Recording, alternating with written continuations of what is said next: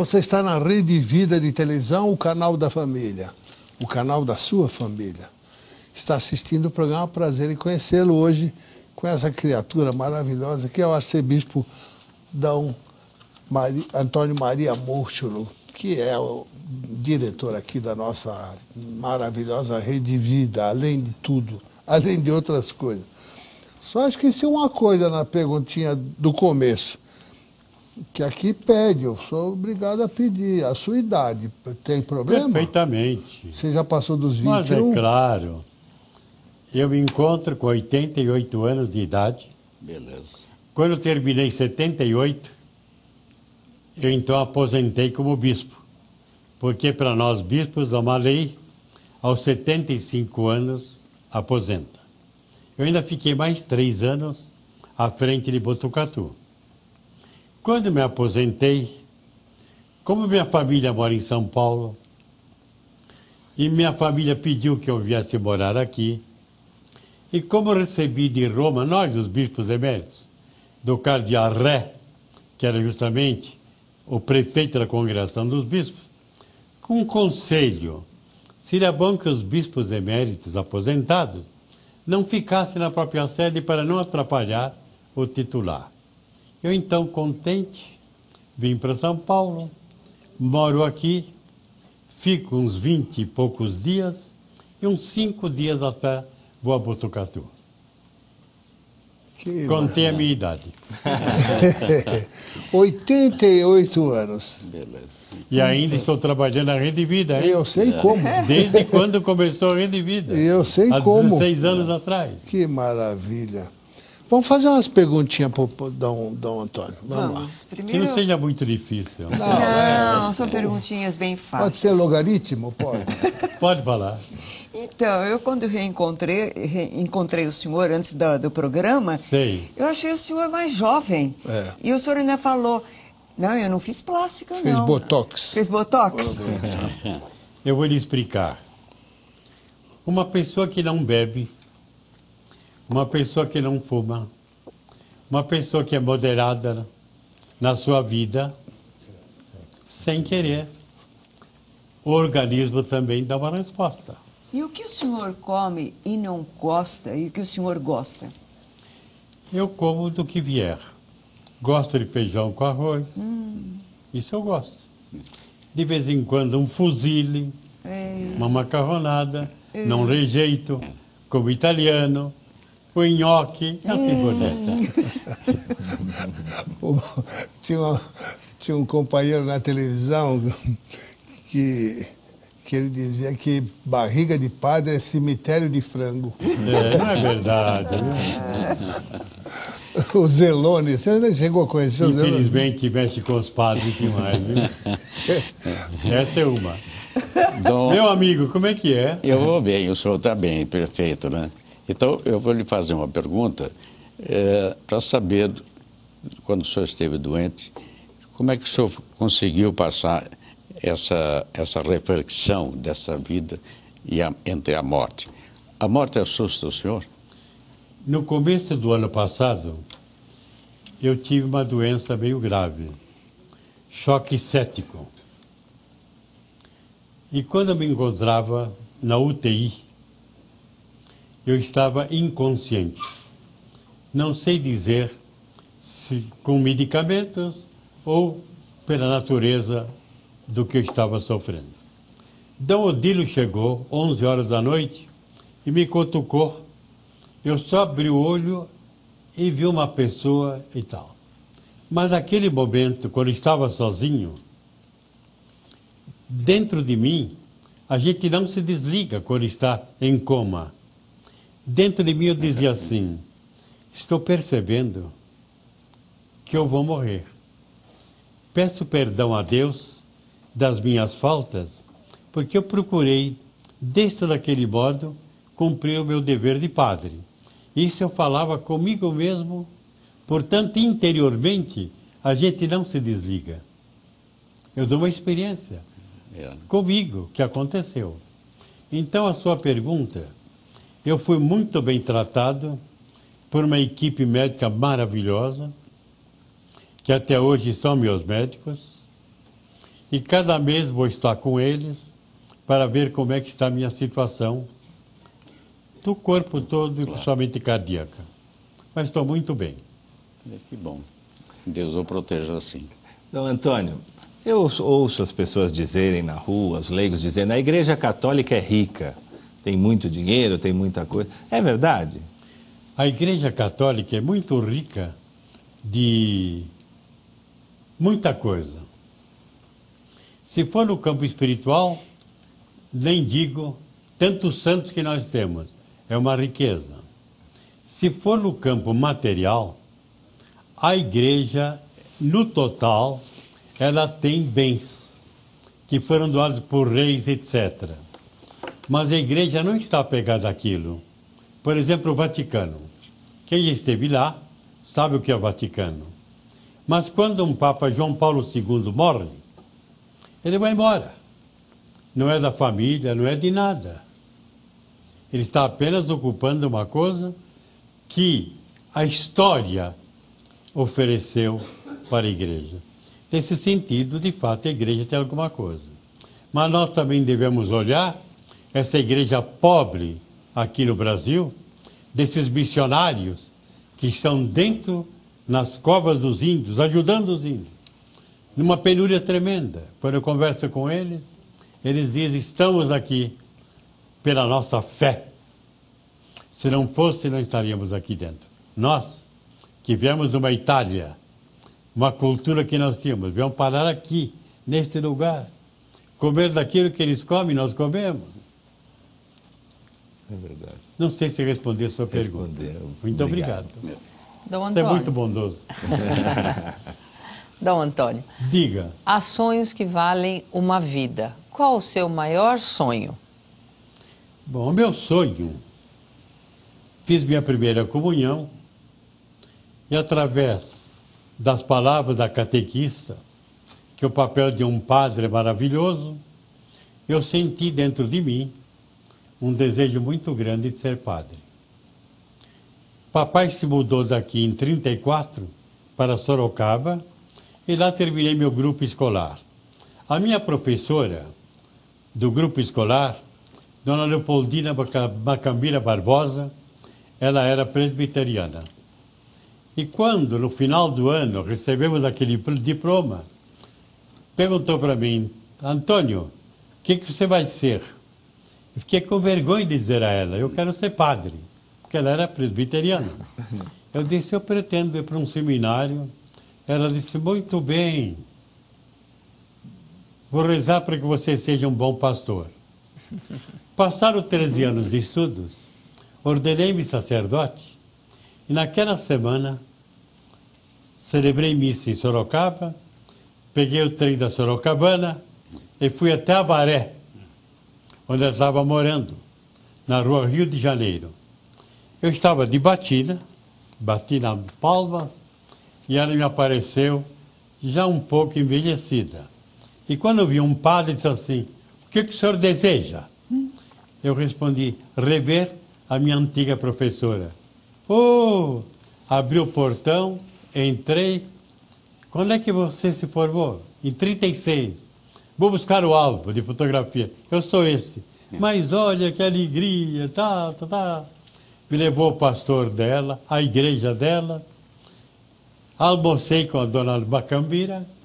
E depois, quando eu chego na minha casa em Sorocaba, ela ficou sabendo o que podia dar de presente e me deu uma alva para poder celebrar a missa. Gesto bonito. Oxalá que todos os alunos não se esqueçam das suas antigas professoras.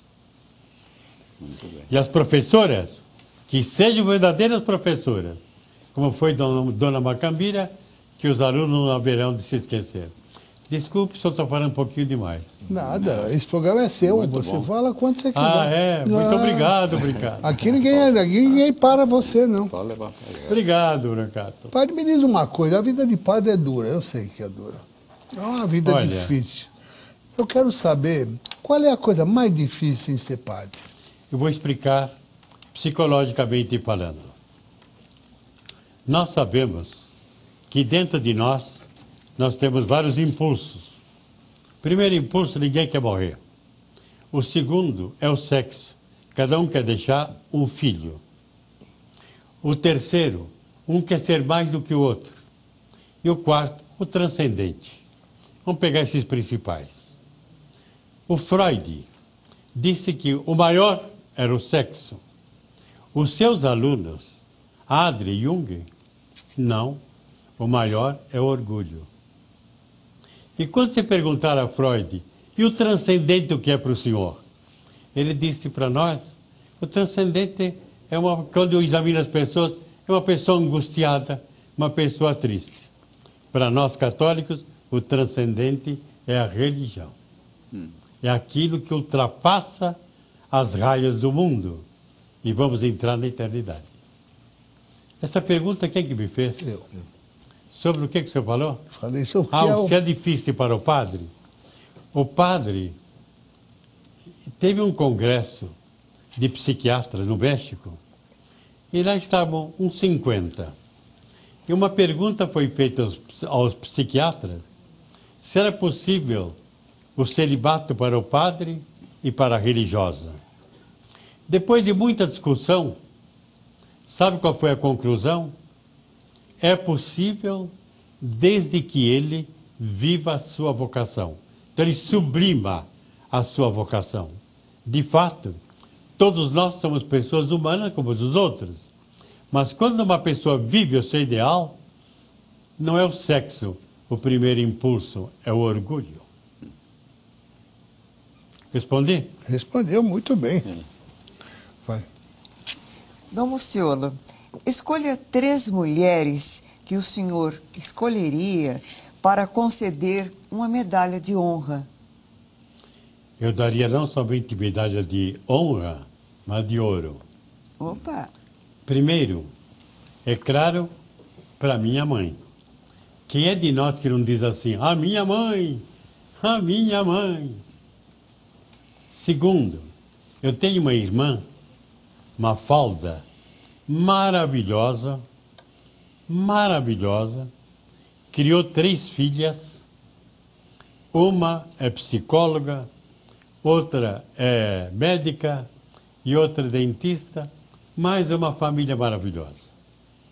E terceira medalha, eu daria para uma grande mulher de Barretos, doutora Sila, médica, que é a presidente do Hospital do Câncer. Sim.